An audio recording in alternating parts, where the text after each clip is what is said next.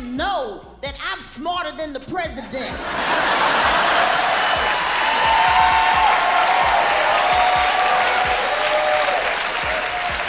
That's not normal. Come on, in the Mueller investigation, how does he not know that he's individual number one? I'm a black woman and a lesbian. How the hell you think I'm doing? Why you bringing us into this? They got gay couples selling like, just freaking sell your stuff. It all began with a single live television moment. One comedian, one president, and a few jokes that struck a nerve. When Wanda Sykes took the stage, she didn't just poke fun at Trump, she peeled back the curtain on something deeper. And when she shifted her gaze to Melania, the silence from the White House said more than any official statement ever could. But why did this moment land so hard? Why did a few sharp punchlines throw Trump so off balance? And what was Wanda really calling out beneath the laughs? Let's break it down. Everything you're about to see is based on publicly available clips and news coverage. This is where the real story begins. Sweet Jesus. Well, you know, it's like everyone's waiting for this moment for him to become presidential. Right. You know, they're like, oh, he has to learn how to control his emotions. He has to learn to be measured. You know, but the man is 70 years old. Those are things that you teach kids. You know, like I'm teaching my 7-year-olds those things. Right. So Trump is 70. He's not going to learn that now. Yeah. You know, if he's a dick, he's just going to be a dick. Right. That's it. If you're nodding along right now, hit that subscribe button. You're exactly where you need to be. Wanda didn't need a teleprompter or a stack of policy notes. Just one sharp sentence, and the whole room lit up. She wasn't being cruel, she was being real. The kind of real that stings a little more because it's wrapped in laughter. In a country that kept hoping Trump would eventually act presidential, Wanda delivered the truth no one wanted to admit. If a man is still throwing tantrums at 70, maybe he's not waiting to change. Maybe he never intended to. I knew it's not like he wasn't, was going to stop being a liar. I knew that was going to continue, right? But what I did was, instead of focusing on specific incidents or specific policy, it was more about us and how we're behaving and how we're not reacting, in my opinion, normally towards what's happened, to what he's doing. Calling out a liar is one thing. Wanda went further. She turned the mirror on the audience, the crowd, the entire country. Because the real question wasn't just, why is he like this? It was, why are we still okay with it?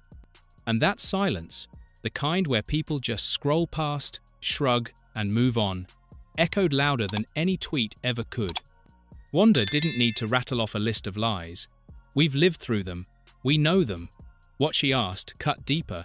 When did we stop reacting? When did we stop flinching? What's your opinion of why it went this way? Why Americans voted the way they did? Sometimes America is just gonna America. Like, well, white women didn't vote for him. Didn't vote for her. So why is the majority of white women not voting for another woman? I'm like, y'all need to watch more Bravo. Sometimes the punchline hits hard because it's just too real. Wanda didn't just joke about the election. She pulled back the curtain on who really showed up. Black women turned out. Marginalized communities carried the weight. Again. And still, somehow, the result felt painfully familiar. I mean, have you ever watched The Bachelor? Women claw at each other over one guy. So, seriously, what did you think was going to happen here? And honestly, I blame those damn Cheerio commercials, the ones with all the interracial couples. You scared the hell out of white folks. Wanda didn't need a campaign ad, just a cereal box and a reality show. Somehow, The Bachelor made more sense than the election. Because if an interracial couple in a Cheerio ad was enough to rattle the country, then yeah, it's no surprise a man with zero empathy and a gift for lying could coast into the White House. Trump didn't outsmart the system. He tapped into its deepest fears and rode them all the way to power, then called it leadership. Have you seen The Bachelor?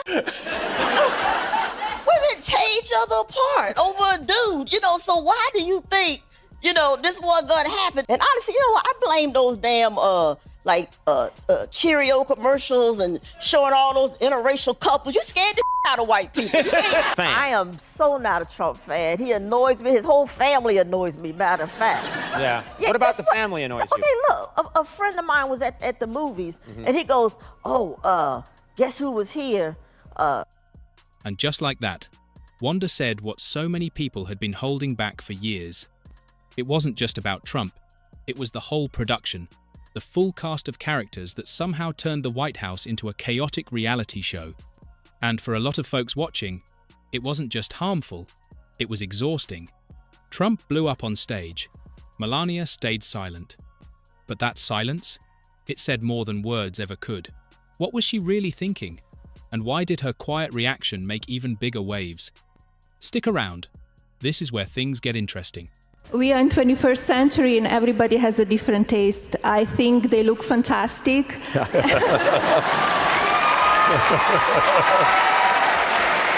I hope everybody will come over and visit it. In real life, they look even more beautiful, and you're all very welcome to visit the White House, the people's house. While Trump lit up headlines, Melania stood perfectly still, like a statue in heels. She smiled politely, complimented the White House decorations, and acted as if nothing was burning outside. "They look very beautiful," she said, while the nation wrestled with a bigger question. Was her silence grace or exile? No hand-holding, no visible outrage, just that familiar, practiced detachment. And somehow, that calm, so measured, so distant, landed harder than any of Trump's angry outbursts.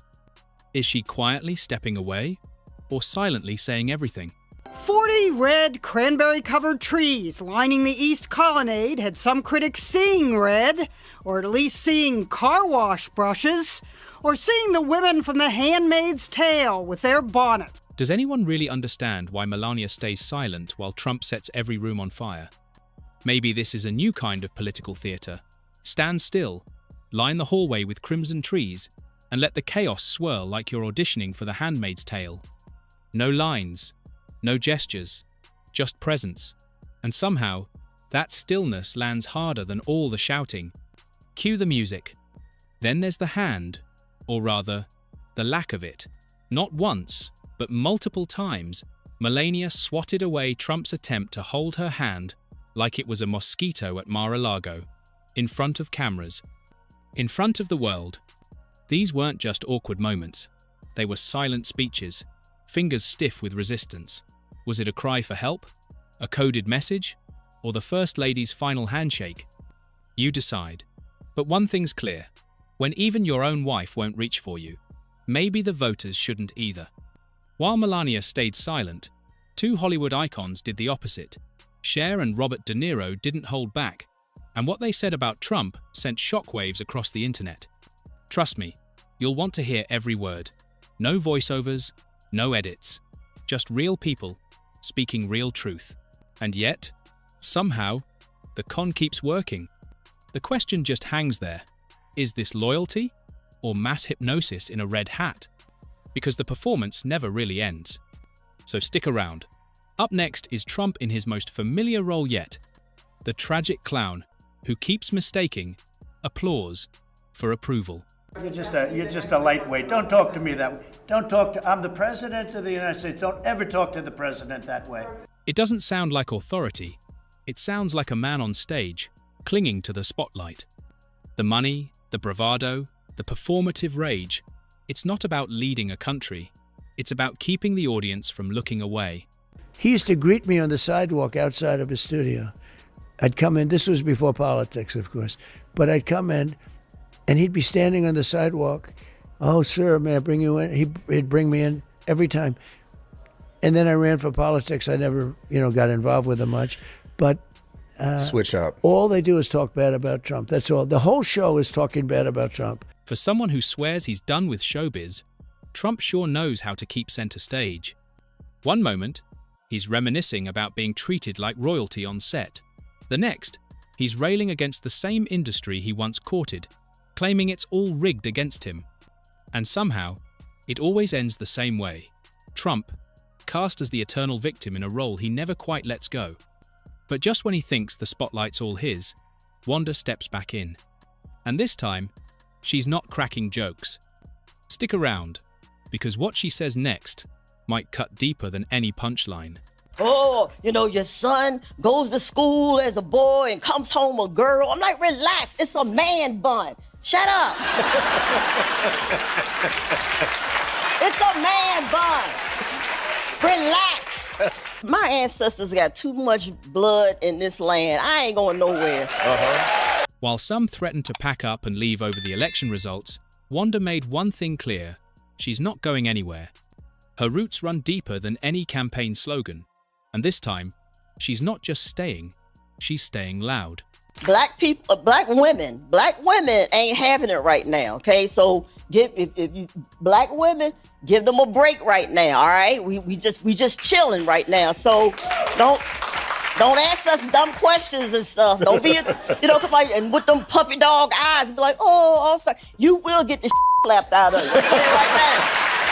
We just, black women, Jamie, black women are taking a break. Hell, I probably shouldn't even be here right now. I'm being shrunk like 3 inches. I mean, it's a hard job if you do it. If you actually show up for work, it's a stressful job. Not Trump, he looks the same. But good Lord, he put a beating on us, man. We all look older. Wanda didn't need statistics to make her point, just a mirror. Every real president leaves office looking worn down. That's what happens when you actually do the job. But Trump? Same tan, same hair, same grievances. He didn't age, America did. And that might be the most telling legacy of all. From Wanda Sykes' roast to Cher and Robert De Niro's no-holds-barred takedowns, this wasn't just a comedy lineup. It was a mirror held up to power. What started as a joke about Trump's marriage unraveled into something bigger. A reckoning with hypocrisy, with cruelty dressed up as policy, and with a culture that keeps rewarding spectacle over substance. The real flashpoint wasn't any one insult. It was the rising refusal to stay silent. And whether you laughed or winced, one thing is clear. The laughter might fade, but the questions won't.